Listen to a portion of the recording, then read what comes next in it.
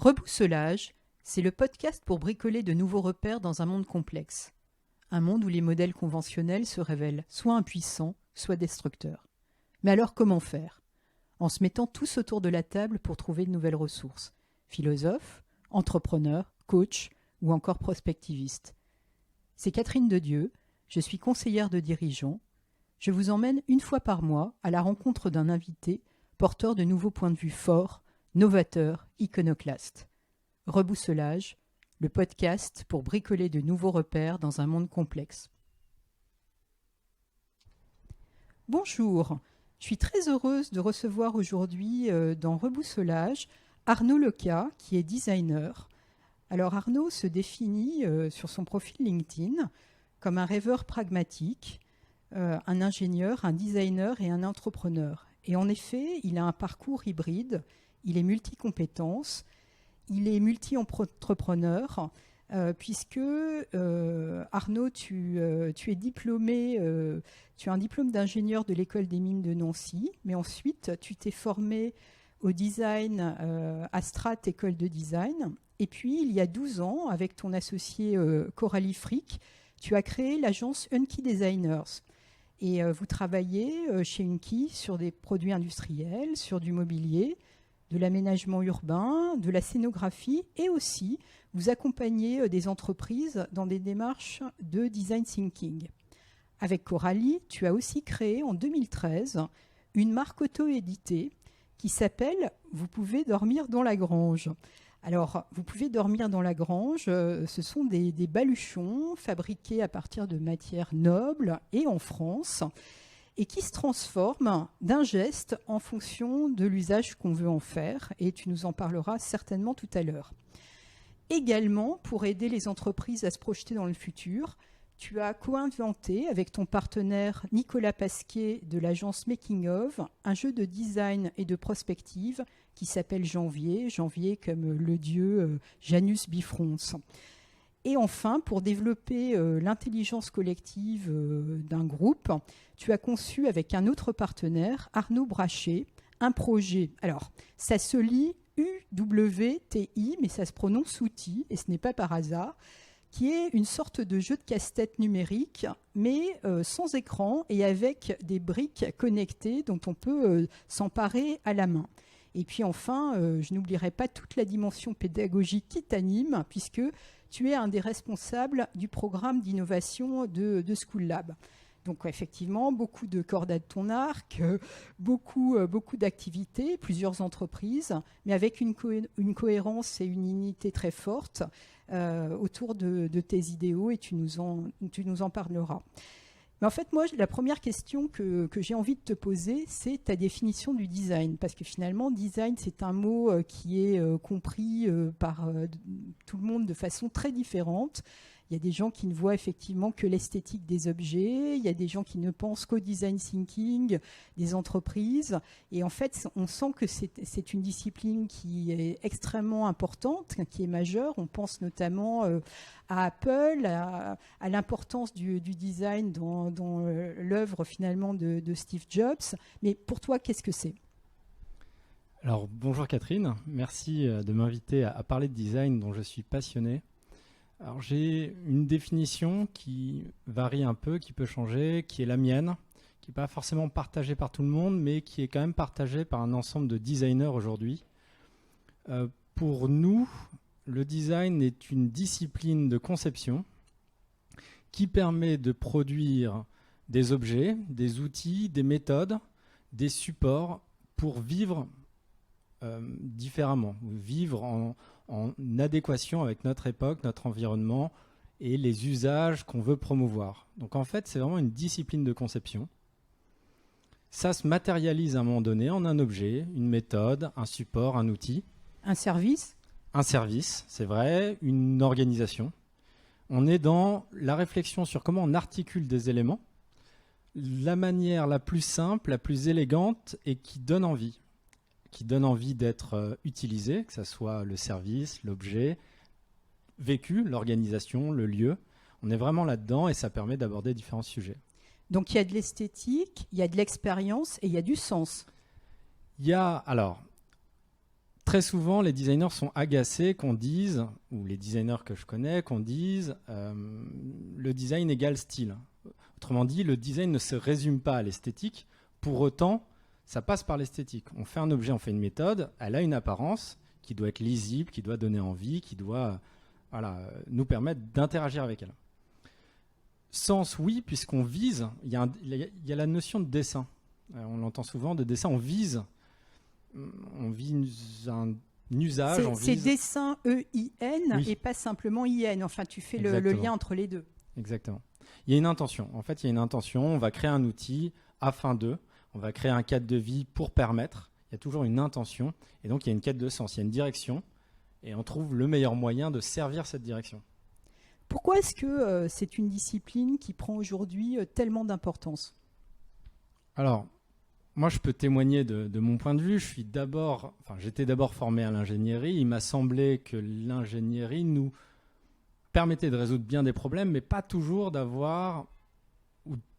porter un regard global. C'est-à-dire qu'on est dans les sciences, dans la technique, on n'intègre pas forcément les dimensions humaines et toutes les autres disciplines pour concevoir tel ou tel service, tel ou tel objet. Aujourd'hui, on voit bien que les défis qu'on a, à des échelles multiples, sont difficiles à résoudre en segmentant.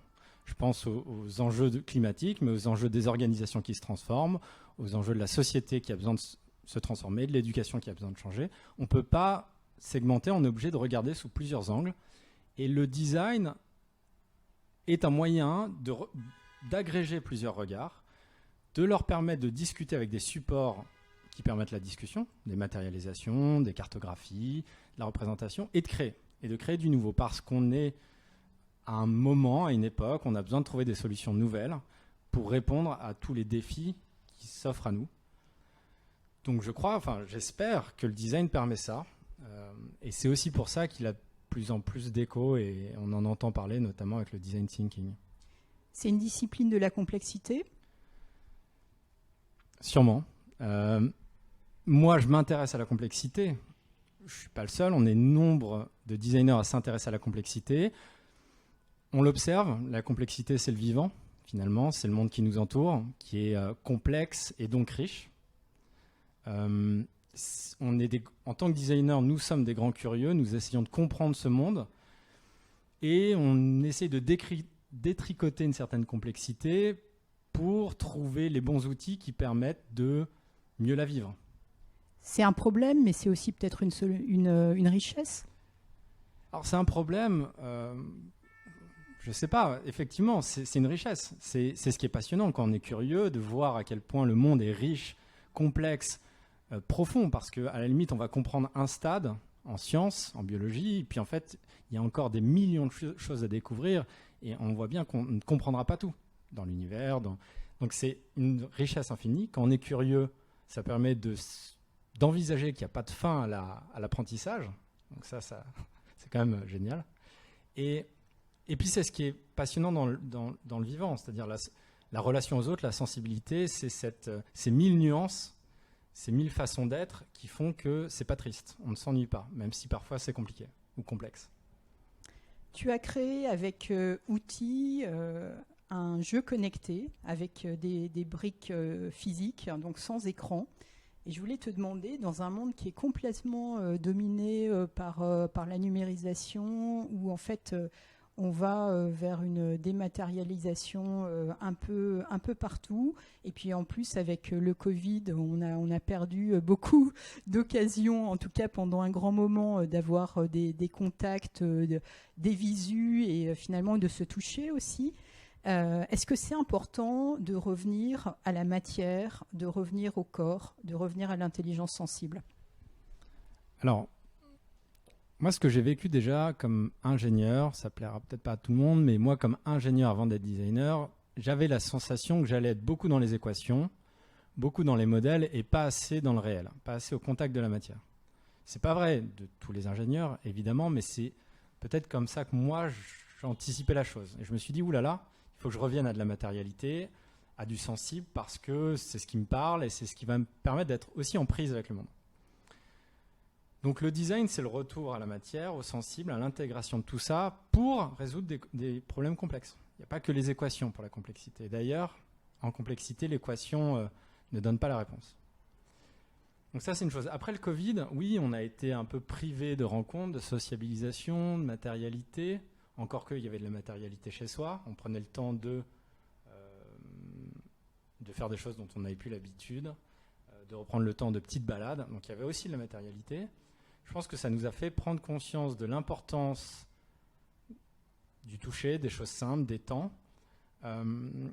Et moi, c'est ce qui m'a donné envie d'être designer, c'est d'intégrer cette dimension matérielle et de sortir de la réflexion pure, de l'équation pure, et d'être dans la lumière, la couleur, la matière, pour résoudre des problèmes complexes. Ça n'est pas que de la déco, c'est essayer de participer à changer le monde ou notre environnement immédiat et plus largement à nos environnements de vie, d'apprentissage, etc. Donc, je ne sais plus trop quelle était ta question.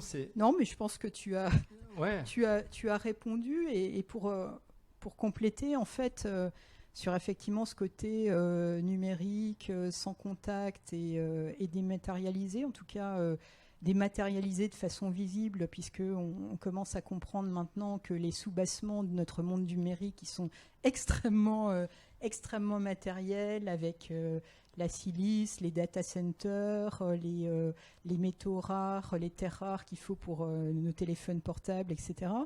Mais finalement, on est dans un monde où il y a une importance majeure des données, les big data. On dit que les organisations et même les personnes doivent être data-driven.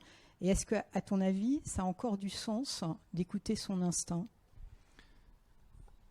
Alors, déjà, sur la notion de l'instinct, je pense que c'est fondamental et en même temps, c'est à prendre avec des pincettes. D'une part, je dirais que, quoi qu'il arrive, même si le monde est un monde de données, d'immatérialité, de flux, il y aura toujours du matériel. Ne serait-ce que pour produire tout ça, il y aura du matériel. Et moi, ce qui m'intéresse, c'est le monde matériel. Je ne suis pas inintéressé par les données, par tout ce qui nous entoure. On peut pas... C'est plus dans le produit, dans l'objet que dans le service. Moi, j'aime réfléchir au cadre de vie, au cadre avec un S, aux différents cadres de vie, aux outils, à la matérialité. Et le numérique a quelque chose de fantastique, c'est qu'il permet un accès à de l'information de manière facilitée, il permet la mise en réseau, mais il n'en reste pas moins qu'il y a un monde physique. Et il y a un monde physique avec des serveurs aussi. Il y a de la matérialité, quoi qu'il arrive. Donc on ne peut pas penser que ça n'existe pas. D'autre part, le temps qu'on passe devant les écrans, on voit bien que ça ne fait pas tout. Il y a une addiction, il y a une fatigue qui s'installe. Donc quoi qu'il arrive, le numérique est à la fois riche et à la fois un gouffre si on n'est que dedans.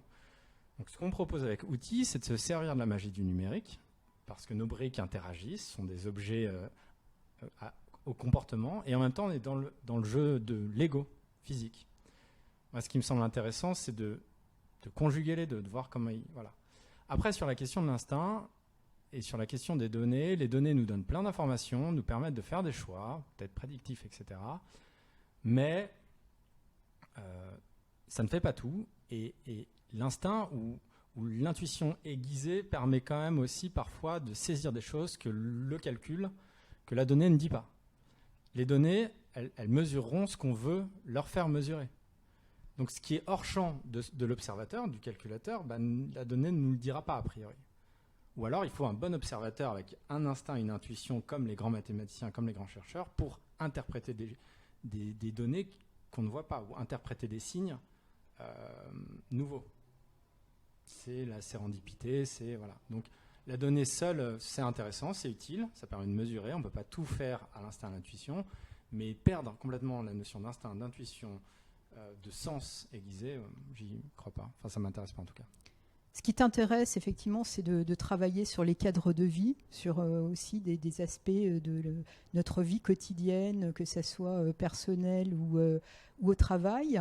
Et j'en viens à ce projet qui est assez extraordinaire. Alors, VP DDLG, c'est-à-dire vous pouvez dormir dans la grange, où je crois que c'est un sac qui est dont la forme varie en un geste selon l'usage qu'on veut en faire. Pourquoi qu'est-ce qu'il y a derrière ce projet? Pourquoi, avec ton associé Coralie, vous vous êtes lancé là-dedans? En fait, à l'origine, c'est l'idée de Coralie, ce sac. Et quand j'ai vu ça, qui était à l'état de maquette, moi, ça m'a fasciné. C'était une cordelette qui tout d'un coup se transformait en sac en un geste, et la promesse d'aller et venir librement au gré des rencontres, des choses à transporter, des métiers à faire, à rencontrer. Donc moi, ce qui m'a plu, c'est la notion de liberté et d'exploration. C'est le sac du Robinson Crusoe moderne ou du nomade en itinérance. Et ce qui me plaît derrière ce projet, c'est la possibilité d'explorer le monde, les savoir-faire, les territoires. Pour ce faire, j'ai besoin d'outils pour transporter mon petit matériel, pour aller rencontrer les uns et les autres. J'ai besoin d'un sac qui soit adaptable ou versatile pour transporter mes affaires, pour transporter mes maquettes, pour passer de la ville à la campagne, pour passer du rendez-vous. Par exemple, qu'est-ce qui va se passer entre le sac de ville et le sac du week-end à la campagne? Plus concrètement, ce sac besace a une taille qui change avec un simple geste. C'est du tissu qui est prisonnier d'un manchon en cuir, et on va libérer de la matière. Donc, je vais à un rendez-vous avec mon ordi, je passe chez moi prendre 3 affaires, je pars en week-end en train, j'ai un grand sac de voyage. Sur place, je le vide, j'ai mon sac de ville.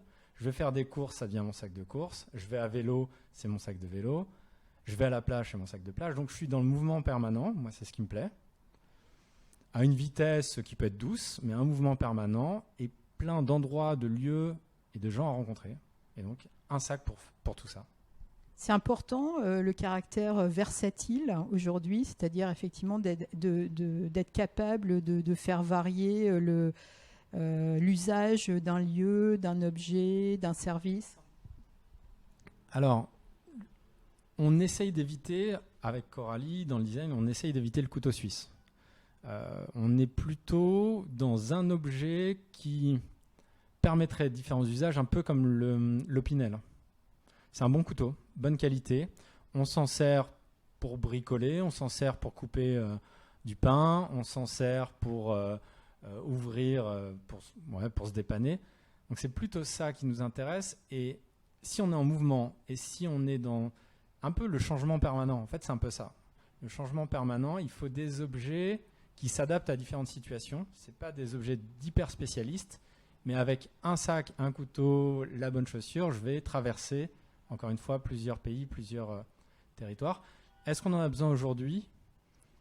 Comme on est en train de tester des nouveaux usages, que ça soit, je pense à l'espace public, comme je pense à l'école, comme on teste, je pense que des objets qui nous permettent de tester différentes situations, avec différents publics, dans différents environnements, oui, c'est un bon moyen de faire changer les choses. Et après, quand on a trouvé les bons positionnements dans les bonnes conditions, on affine avec des objets experts. C'est une source d'inspiration pour les entreprises? J'espère. On travaille beaucoup avec les entreprises par de l'accompagnement au design thinking. Design thinking, c'est du design. C'est juste le processus du designer appliqué à des sujets que le designer aborde moins classiquement, mais qu'il aborde aujourd'hui, organisationnel et autres. Donc nous, on fait ça et on a la sensation que les entreprises, alors c'est peut-être une sensation naïve, mais que les entreprises gagneraient à expérimenter plus. Alors c'est pas simple, il y a des budgets, mais plus vite à l'état de brouillon, de maquette, de mise en œuvre. Et donc oui, des objets versatiles ou des situations qu'on peut modifier au gré des essais-erreurs, c'est un moyen d'innover. C'est le fameux test and learn? Oui, test and learn. C'est le POC, c'est le prototype, on l'appelle comme on veut. C'est se dire, j'attends pas d'avoir des certitudes et d'avoir la bonne réponse pour tester. J'essaie de prendre conscience de l'environnement, de bien problématiser, d'être créatif, et très vite je teste, et je vois, et je me lance avec un petit public. Et puis j'agrandis. C'est comme ça qu'on innove. On peut faire peut-être autrement, en tout cas nous c'est comme ça qu'on innove, et c'est comme ça qu'on a certaines réussites. Alors j'en reviens au sac, vous pouvez dormir dans la grange. D'ailleurs je crois que vous êtes en train de sortir aussi un sac à dos. Je suis très intéressée par le sac à dos. Donc, sont des produits de qualité, avec des matières de qualité. C'est fabriqué en France. Tout ça, évidemment, un certain prix. Comment on fait, en fait, pour arriver aujourd'hui à vivre une belle vie, c'est-à-dire avec des expériences, des produits, des services, se nourrir, pas de façon fantastique, mais avec de très bons produits, alors que finalement, tout ça a un prix qui est compliqué. C'est quoi la recette du designer? Alors, c'est une question compliquée. On essaye d'y répondre, on essaye de s'appliquer des recettes. Il y a plein d'éléments. Il y a la notion de qualité, je pense, qui est fondamentale. La qualité en toute chose. Et la qualité, c'est pas toujours le prix, c'est parfois le temps de. La qualité du voyage, on le sait, c'est aussi prendre le temps du déplacement. C'est pas chercher à aller très vite, très loin, mais c'est peut-être je vais moins loin, plus lentement, et je prends le plaisir du voyage. C'est la nouvelle mobilité post-Covid? C'est certainement la nouvelle. Ça faisait longtemps qu'on en parlait. Je pense que le Covid nous donne la place pour l'expérimenter, et c'est appréciable. C'est le chemin de Stevenson, c'est tout ça. Et pour les objets, c'est pareil. Alors bien sûr que la production en France, ça a un coût qui s'explique par plusieurs raisons, et notamment le fait de travailler dans des bonnes conditions, en faisant attention aux eaux, aux polluants qu'on rejette et autres. Ça intègre le coût du travail, de la formation, etc. Donc ça, c'est des très bonnes choses. Et si ça a un coût et qu'on n'a pas les moyens de tout s'acheter en Made in France, on essaye quand même de prendre le temps de choisir des objets. Là aussi, la qualité, c'est le temps du choix, d'avoir peut-être moins d'objets, mais de meilleure qualité, qui soient versatiles, parce qu'on ne pourra pas s'acheter tous les objets pour toutes les activités. C'est un idéal, on ne peut pas tout faire comme ça, mais moi, j'aime bien prendre le temps. Il me faut en général 3 ans pour m'acheter un objet. Alors, c'est un peu excessif peut-être dans mon cas, mais je n'aime pas gâcher. Et donc, pour mon ordinateur, comme pour ma doudoune qui me permet d'aller à droite à gauche, comme pour mon matériel, quel qu'il soit, j'essaye de prendre le temps de bien choisir, d'acheter peut-être un peu plus cher, mais ça va me durer plus longtemps et puis j'en prends soin. C'est une sobriété luxueuse? C'est une sobriété luxueuse. Oui, il y a une notion de luxe. On se fait plaisir, mais du coup, on choisit bien et on prend soin. Moi, j'aime bien la question de soin. C'est le fameux care dont on parle partout. Les gens autour de moi me connaissent pour prendre soin de mes affaires. Je fais attention quand je pose mon pull, quand je pose mon sac. J'aime bien prendre soin de mes objets parce que je les choisis avec attention. Ils vont me permettre d'être plus libre, plus épanoui et de faire ce que j'ai envie de faire. Donc, j'en prends soin comme j'essaye de prendre soin des environnements dans lesquels je suis. C'est ça la nouvelle définition du luxe? Alors, je pense que le luxe, parfois on a la chance d'avoir accès à des lieux, des matières, des gens qui ont une qualité, qui nous permettent de vivre pleinement les choses avec sensibilité. C'est du luxe parce que on n'a pas toujours l'accès à ça, parce que parfois la vitesse, le bruit, tout ça fait que on est nombreux dans des petits espaces assez compliqués, mais s'offrir des petits moments de qualité, c'est un luxe et il faut essayer d'aller vers ça, je crois. Et est-ce que le secteur du luxe, qui a été un secteur peut-être très segmentant, très élitiste, il a un rôle à jouer effectivement dans ce changement de perception et dans le changement du monde dont on a besoin? Alors je pense que j'ai un regard un peu naïf là-dessus, même si j'ai observé 2-3 choses, mais le luxe, qui a connu un essor formidable, peut parfois s'apparenter à l'apparence, au show-off, au côté bling-bling, par endroit, par aussi la communication. C'est ça qui fonctionne aussi sur les réseaux. C'est pas ça qui m'attire. Moi, ce qui m'attire dans le luxe et sa promesse, c'est la possibilité de savoir-faire d'exception, de matière d'exception. Et on sait bien, pour produire en France avec des belles matières, que faire de la qualité, ça a un coût. Ça demande du temps et donc ça a un coût.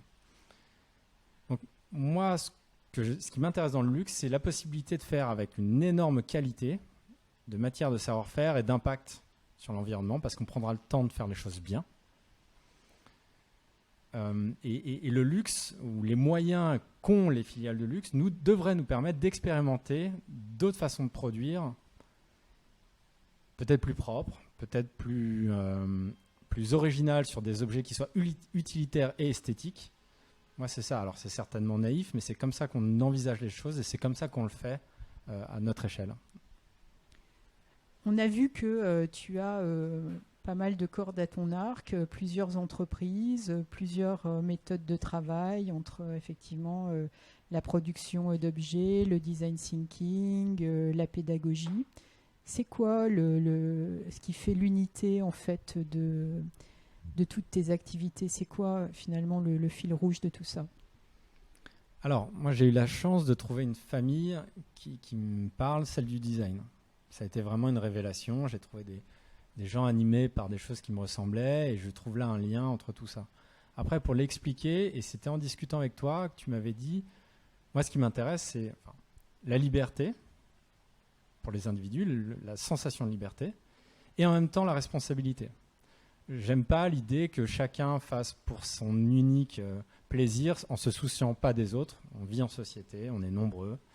Donc finalement, il y a des interdépendances. Donc finalement, liberté et responsabilité vis-à-vis des autres, vis-à-vis des environnements dans lesquels on vit et dont on se sert, ça donne, et c'est ce que tu m'avais dit, c'était la gestion d'une liberté dans un écosystème de contraintes.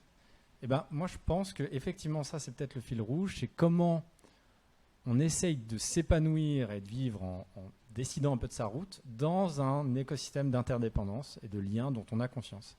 Le design nous aide à prendre conscience de ça et à trouver des trucs, des outils, des objets, des matérialités pour allier tout ça.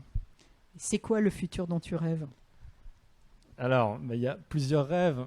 J'ai peut-être à une époque rêvé de plein de choses, de villas. Maintenant, je rêve un petit peu plus de la cabane. Mais la cabane, ouais, j'en parle souvent. On verra si ça se réalise. La cabane, c'est un habitat frugal, mais... C'est ça, c'est l'inspiration. Vous pouvez dormir dans la cabane maintenant et plus dans la grange. C'est ça. Mais on se dit d'ailleurs avec Coralie qu'on dessine autant d'objets qui doivent tenir dans la cabane. Alors, c'est pas une cabane peut-être minimale, mais c'est un petit habitat où on a accès à des points de vue, à des vues qui soient saisissantes, agréables, ressourçantes. Et c'est un habitat qu'on maîtrise, avec des matériaux qu'on apprécie, avec des trucs qu'on a plaisir à utiliser. C'est une métaphore peut-être pour un habitat plus grand, mais c'est plutôt ça qui m'intéresse. Après, on peut avoir des cabanes de différentes tailles, mais c'est plutôt cette notion du luxe et du confort qui m'inspire en ce moment. Voilà, donc la qualité, la sobriété, la responsabilité et le plaisir. Ouais. Et le sensible. Et le sensible.